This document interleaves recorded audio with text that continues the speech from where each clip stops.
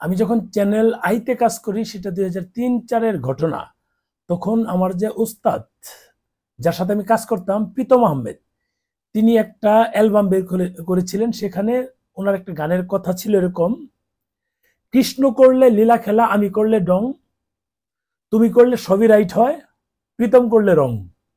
এটা প্রীতমবার কথা। এখন আমি এটা নিয়ে উদাহরণটা দেওয়ার কারণ হচ্ছে, ভারত বাংলাদেশ যে নতুন করে একটা আলোচনায় আসছে, মানে বাংলাদেশের সাথে ভারতের যে রেল সংযোগ, সেটা মানে বিস্তৃত করা হচ্ছে বা বড় হচ্ছে। অর্থাৎ ভারতীয় ট্রেন বাংলাদেশের উপর দিয়ে তাদের এক প্রদেশ থেকে আরেক প্রদেশে যাবে। এটা যে দিক দিয়ে খুশি সেদিক দিয়ে ইউজ করবে। এটা হচ্ছে বিষয়। এরকম কয়েকটা বিষয় আছে যে বাংলাদেশের ভিতর দিয়ে ভারতীয় রেল চলাচল লাভ কতটুকু। আমি যদি এটা নিয়ে মানে যদি বলি যে আমাদের লাভ আছে, তাহলে বাংলাদেশের কিছু লোক আমাকে গালি দিবে। আমি যদি বলি যে ভারতের এখানে লাভ আছে, কিছু লোক গালি দিবে। আমি যদি মানে যেটা যেহেতু সরকার, দুই দেশের সরকার এটা আলোচনা করেছে, সেখানে আমাদের কোনো হাত নেই বা বলার কিছু নেই। আমরা জাস্ট ডিসকাস করতে পারি। আমার কাছে মানে 2 থেকে 250 মেসেজ আসছে, এটা নিয়ে আমি কেন কথা বলছি না। আমি যাই বলি, দেখবেন যে এই ভিডিওতে যে লোকগুলো কমেন্টস করছে, আমাকে আমার 14 গোষ্ঠী উদ্ধার করছে, তারাই হচ্ছে মানে কতিপয় ব্যক্তি আমাকে মানে যেভাবে হোক আমাকে হ্যারাসমেন্ট করবে, আগেও করেছে। এই মানুষগুলো হচ্ছে প্রবলেম। আমি যা বলবো তাতেই তাদের প্রবলেম, পজিটিভ বলি নেগেটিভ বলি। এখন এটা নিয়ে আজকে একটু আলোচনা করবো, বাংলাদেশের ভিতর দিয়ে যদি ভারতীয় ট্রেন চলাচল করে আমাদের লাভ কতটুকু। তার আগে একটু বলে নেই, আমাদের এই কথা প্রসঙ্গে কিন্তু অনেক কথা চলে আসে।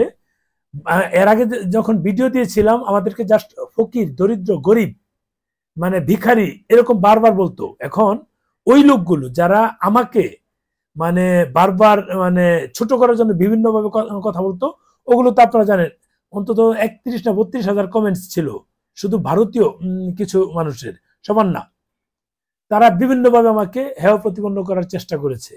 মানে আমাকে বারবার তারা আমার পেজটাকে মানে রিপোর্টও দিয়েছে, অনেকবার অনেক রিপোর্ট দিয়েছে। এখন আমার কথা হচ্ছে যে আপনারা এখন কোথায়? আপনাদের মন্তব্য শুনতে যাচ্ছি, আপনাদের বক্তব্য শুনতে যাচ্ছি। আমার এই ভিডিওতে আপনারা কমেন্টস করবেন। আমাদের মতো দরিদ্র দেশ, আমাদের মতো গরিব দেশ, আমাদের মতো দেশের উপর দিয়ে আপনাদের ট্রেন চলাচল করার প্রয়োজনটা কি? আপনাদেরকে ইন্ডিকেট করছি। যারা এটা নিয়ে আমাকে নিয়ে আলোচনা সমালোচনা করছেন যে আমি ভারত কেন যাই। এখন আমি ভারত গেছি, আমি ভারত যাওয়া বন্ধ করে দিলাম, কিন্তু তোমাদের ট্রেন তো পার্মানেন্টলি আমাদের উপর দিয়ে যাওয়ার জন্য এটা চুক্তি হয়েছে, সেটা তোমরা কি বলবা? কিছু বলার আছে? তোমাদের মন্তব্য, বক্তব্য আমি শুনতে চাচ্ছি। তোমরা কিভাবে এটা দেখো? দরিদ্র দেশের উপর দিয়ে কি তোমাদের এত বড় লোক দেশের ট্রেন চলাচল কি ঠিক হবে কিনা? তাহলে কি তোমরাও দরিদ্র হয়ে যাচ্ছ না? তোমরাও কি গরিব হয়ে যাচ্ছ না? তোমরা কি এটা কিভাবে দেখছো? গরিব দেশের মানুষের সাথে কি এটা চুক্তি করা কোনোভাবেই ঠিক হয়েছে কিনা? তোমাদের কেন্দ্রীয় গভর্নমেন্ট এটা কি ঠিক করেছে কিনা? তোমাদের বক্তব্য শুনতে চাচ্ছি। যারা প্রতিনিয়ত আমাকে নিয়ে শুধু যে অল্প বয়সী কিছু 25 থেকে 35 না, এখানে 55, 60, 65, 70 বছরের বৃদ্ধ, তারাও আমাকে যেভাবে গালিগালাজ পেরেছে, যেভাবে কথা বলেছে, বলার বাহিরে। এটা ওই ওই বাংলার, এই বাংলার না, ওপার বাংলার। আমরা যাদেরকে আপন ভাইয়ের মতো মনে করি, আমরা যাদেরকে কাছের মানুষ মনে করি, যেমন আমরা কলকাতা গেলে আমাদের ভালো লাগে, আমাদের মনে হয় যে আমরা আমাদের পুরান ঢাকায় আসছি, এরকম একটা বিষয়।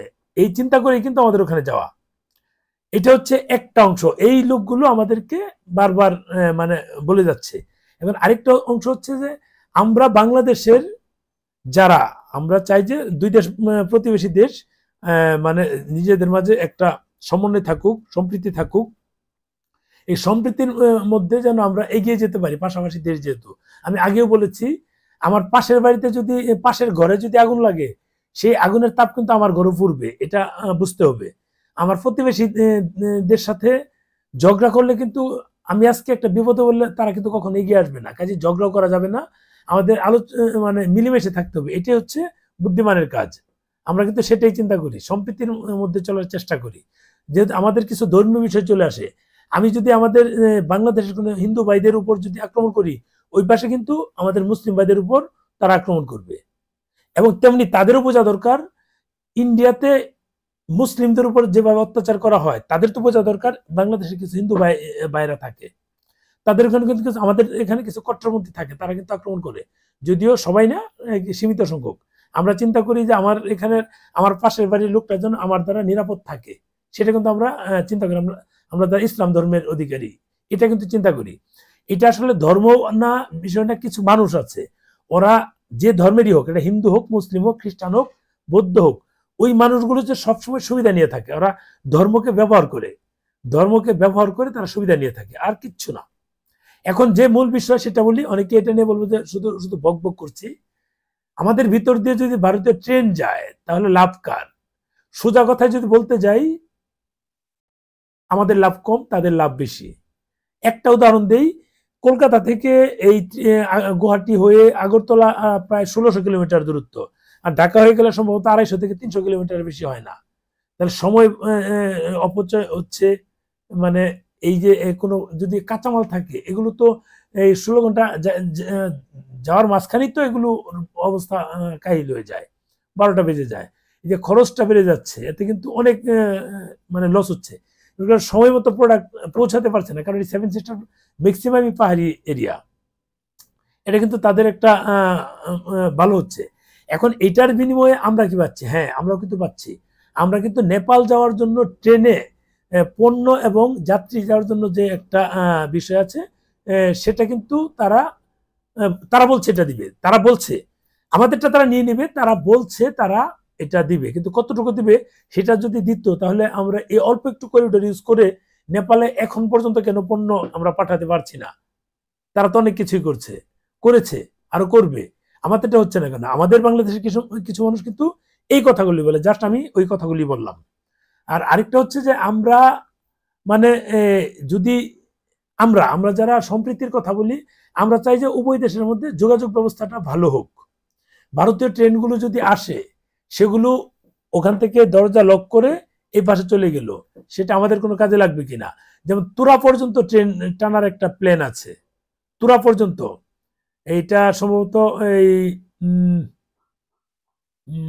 কোন দিক দিয়ে জানো, আমাদের লালমনিরহাট হয়ে সম্ভবত এদিক দিয়ে আসবে, গাইবান্ধা হয়ে এদিক দিয়ে যে মহেন্দ্রগঞ্জ আছে, মহেন্দ্রগঞ্জ হয়ে তোরা যাবে, এরকম একটা প্ল্যান আছে। এখন এখানে কি আমরা যুক্ত হতে পারবো কিনা, আমাদের কোনো লোক তোরা এই ট্রেনে যেতে পারবে কিনা, এগুলো কিছু বিষয় থাকে। যদি এগুলো থাকে, মানে অনেকটা ইউরোপীয় স্টাইলে যেটা, সেটা যদি প্ল্যান থাকে, সেটা একটা বিষয়, আমাদের মানুষগুলো পজিটিভলি দেখবে যারা ঘোরাঘুরি করি। কিন্তু তারা যদি সমস্ত জিনিস তাদের মতো করে নেয়, আমাদেরকে জাস্ট ইউজ করে, যেটা করে আসছে, এবং ওই মানুষগুলো তারা কন্টিনিউ আমাদেরকে মানে ছোট করে দেখছে, হেয় প্রতিপন্ন করে দেখছে, এগুলো এই মানুষগুলো যদি মানে এমনও বলেছে যে এবার সরকার ক্ষমতায় আসুক, সরকার ক্ষমতায় মানে মানে এখন যে কেন্দ্রীয় গভর্নমেন্ট ক্ষমতায় আছে, তারা আসলে আমাদেরকে যেভাবে কোচকাটা করবে এমন ভাবে কথা বলেছে। আমার তো কমেন্টস আছে, আগের ভিডিওগুলো দেখেন, যে ভিডিওটা আমি মার্কুইজ স্ট্রিটে করেছিলাম, দাঁড়িয়ে ঘুরে ঘুরে করেছিলাম, আমাদের কি কি প্রবলেম পোহাতে হয় বড়াতে, যে ভিডিওটা পিনাকি ভট্টাচার্য শেয়ার দিয়ে সে এবার এটা নিয়ে রিভিউ দিয়েছিল, ওই ভিডিওটাতে 31-32 হাজার কমেন্টস পড়েছে, সবগুলো তাদের, এই দাদা বাবুদের, সবাই না, কিন্তু আমি কিন্তু সবাইকে বলছি না, কারণ আমরা ওই পাশে যাই, আমাদের ওখানে যদি তারা আমাদেরকে সেভাবে গ্রহণ না করতো, তাহলে কিন্তু আমরা সেখানে গিয়ে টিকতে পারতাম না, থাকতে পারতাম না। আমরা যা অনেক দিন গিয়ে থাকি, ওদিকে শুধু আমার না, আমাদের অনেকেরই বিজনেস আছে, আমরাও বিজনেস করি। কিন্তু কতিপয় মানুষের জন্য সম্প্রীতি নষ্ট হয়, সম্পর্ক নষ্ট হয়, নিজেদের মাঝে ভুল বোঝাবুঝি তৈরি হয়। যদি এই ট্রেনের লাইন আমাদের উপর দিয়ে যেহেতু যাবে, এটা টুডে টুমোরো যাবেই, যেহেতু চুক্তি হয়েছে, এই যায়, আমরা যেন সুবিধাটা নিতে পারি, আমরাও যেন এর অংশীদার হতে পারি, সেরকম বিষয় দেখতে হবে। এখন কলকাতা থেকে ট্রেন ছেড়ে আমাদের পদ্মা সেতুর উপর দিয়ে এই ঢাকা হয়ে সোজা আগরতলা চলে গেল, আমরা জানলামও না কি যাচ্ছে কি না যাচ্ছে, আমরা কোনো যাত্রী এখান থেকে যেতে পারলাম না। আমরা আমাদের যেহেতু পাশের বাড়ি, বললাম তো পাশের বাড়ি মানে কি, আমার যখন ইচ্ছা তখনই যেতে পারি, সেটাও কিন্তু হচ্ছে না। ভিসার জটিলতাটা তো আপনারা জানেনই। এই জটিলতাগুলো যদি নিরসন করে খুব ইজি ভাবে, ইউরোপে তো এক দেশ আরেক দেশ এমনি যাচ্ছে, আমাদের ভিসার জটিলতা কেন? আমি যদি 1 মাসে 3 বার যাই, আমাকে এন্ট্রি ফিস মেরে দিচ্ছে, এগুলো কেন? এগুলো তো মানে আগে এগুলো তো ঠিক করতে হবে, তারপরে তো অন্যান্য বিষয়। এগুলো যে পর্যন্ত ঠিক না হবে আমাদের বাংলাদেশের কোনো মানুষই তাদেরকে ভারতীয়দেরকে সেভাবে গ্রহণ করবে না। ভারতীয় যেটাই হোক, একটা গভর্নমেন্ট কত বছর থাকবে, আওয়ামী লীগ সরকার কত বছর থাকবে, এই সিজন এইবার থাকলো তারপরের বার টুডে টুমোরে তো এটা গভর্নমেন্ট চেঞ্জ হবে। কোনো দেশই তো এক সরকার সারা জীবন থাকে না, তখন তো এটার রুলস তো নিশ্চয় পরিবর্তন হবে। যত কিছুই হোক, যদি এমন ভাবে তৈরি হয় যেন আমরা যেন ভারতীয়রা কিন্তু আমাদের শত্রু না, কিন্তু তাদের কার্যক্রমগুলো যেন শত্রু ভাবাপন্ন না হয়, সেটা তাদের খেয়াল রাখতে হবে। আমাদের বর্ডারে নিয়মিত ভাবে কিন্তু মানে গুলি ছুটছে, আমাদের লোক মরছে, কেন্দ্রীয়ভাবে বিভিন্ন বিষয় বলে। এখন একটা বিষয় যে ওখান থেকে আমাদের চোরাচালানির যে বিষয়টা, চোরাচালানি কারা করে, ওই পাশের কিন্তু ওখানকার যে বর্ডারে বিএসএফ থাকে তাদের সহযোগিতা ছাড়া, ওই পাশের ভারতের মানুষদের সহযোগিতা ছাড়া কিন্তু কোনো জিনিস আনতে পারে না। বাংলাদেশ থেকে কোনো লোক গিয়ে কাঁটাতারের বেড়া টপকিয়ে কোনো লোক গিয়ে ওখান থেকে চুরি করে নিশ্চয়ই কোনো জিনিস নিয়ে আসে না, এটা বুঝতে হবে। এগুলো যখন আমাদের সম্প্রীতির মধ্যে আসবে, মানে উভয় দেশের মধ্যে একটা সমন্বয় মধ্যে চলবে, মানে সমন্বয়হীনতা যেন না থাকে। উভয় দেশই যেহেতু পাশাপাশি দেশ, প্রতিবেশী দেশ, আমরা আমাদের বিচার জটিলতাগুলো সহজ হোক, সবকিছু সহজ হোক, তখনই কিন্তু এই যে আমাদের উপর দিয়ে রেল যাচ্ছে সেটা সবাই গ্রহণ করবে। ভালো থাকবেন।